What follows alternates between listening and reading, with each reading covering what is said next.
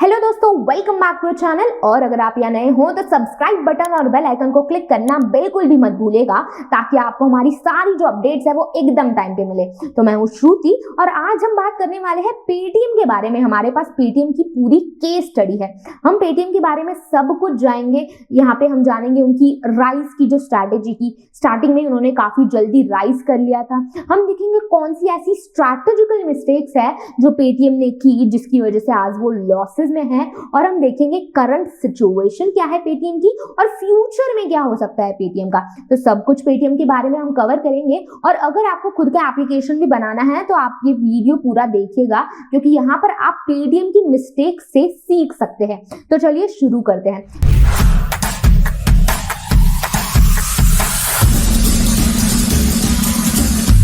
तो पेटीएम की शुरुआत हुई थी 2010 में, 2010 में, और इनके फाउंडर थे विजय शेखावत शर्मा।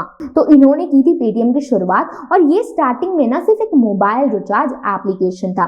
उसके बाद 2014 में, 2014 में इन्होंने अपना मोबाइल वॉलेट लॉन्च किया, जो बहुत पॉपुलर होने लगा, क्योंकि इंडिया में ना ये जो डिजिटल पेमेंट का क्रेज था वो बढ़ने लगा था। लेकिन पेटीएम के लिए जो गेम चेंजर था ना वो था 2016, यानी कि हमारा डीमोनेटाइजेशन। तो यहाँ पे क्या हुआ था, हर कोई कैशलेस सॉल्यूशन ढूंढ रहा था, क्योंकि डीमोनेटाइजेशन में कितना कुछ हुआ था सब आप सबको भी पता है। तो यहाँ पर कैशलेस सॉल्यूशन ढूंढ रहा था हर कोई। तो यहाँ पर इन्होंने अपनी ग्रोथ देखी, और इनका जो यूजर बेस था ना पहले था 125 मिलियन, जो कुछ ही महीनों में 185 मिलियन चला गया इस एक 2016 के झटके की वजह से। और ऐसे ही ये लोग ग्रो करते जा रहे थे। बात करें अगर इनकी डाइवर्सिफिकेशन और एक्सपांशन की, तो यहाँ पर बहुत जल्दी ये लोग एक्सपांड कर रहे थे। इन्होंने काफी अलग अलग चीजें ला दी थी, जैसे बिल पेमेंट हो गया, ऑनलाइन शॉपिंग हो गई, और बहुत सारी चीजें लाई थी। और यहाँ पे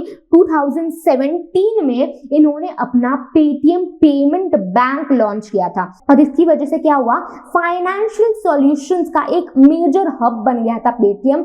हर कोई पेटीएम के लिए जाता था, हर दुकान में हम जाके देख रहे हैं, हर जगह हमें पेटीएम का जो स्कैनर है वो पेटीएम का दिख रहा है। आज भी हम पेटीएम के काफी स्कैनर्स देखते हैं, अभी फोन पे भी उन्हें हार्ट जा रहा है, पर पेटीएम के आज भी हम काफी स्कैनर्स देखते हैं। तो यहाँ पर इन्होंने अपना ये जो एप्लीकेशन पेटीएम पेमेंट बैंक है वो लाके इन्होंने काफी एक बड़ी हिस्ट्री रच दी थी, और काफी अच्छा ये लोग प्रोग्रेस करने लग गए थे।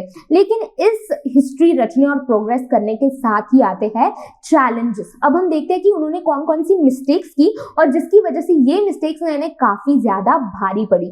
तो पहले तो है इनका जो मैसिव एक्सपेंशन था, काफी जल्दी एक्सपैंड करने लग गए लोग। और इस एक्सपेंशन की क्या वजह से हुआ, एक्सपेंशन की वजह से हुआ इनका जो ऑपरेशनल इश्यूज थे वो शुरू हो गए। काफी ज्यादा एरिया में ये लोग एक्सपांड हो गए थे, और वहां पे इनका जो रेगुलेटरी इश्यूज था ना, इसकी वजह से क्या हुआ, ये जो दूसरे कंपिटिटर्स हैं इनके, गूगल पे हो गया, फोन पे हो गया, इनके सामने ये बहुत कम पड़ने लग गए। और इनका जो मेन इशू था ना वो था इनका रेगुलेटरी इशू।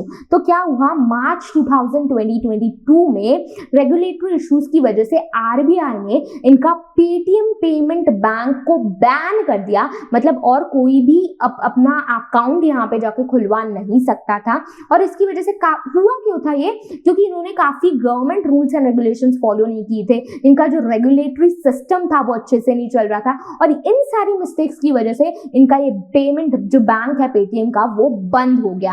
अब यूजर्स आ नहीं सकते और ज्यादा, और जो ऑलरेडी यहाँ पे यूजर्स है वो ये सोच रहे थे कि कैसे हम पेटीएम से बाहर निकले, क्योंकि इस वजह से ना आरबीआई के बैन करने के थ्रू इनका जो रेपुटेशन बना हुआ था वो बहुत डिस्ट्रॉय हो चुका था, और इनकी ग्रोथ तो पूरी तरह से रुक गई थी। अब ये लोग चलने लगे थे लॉसेस में।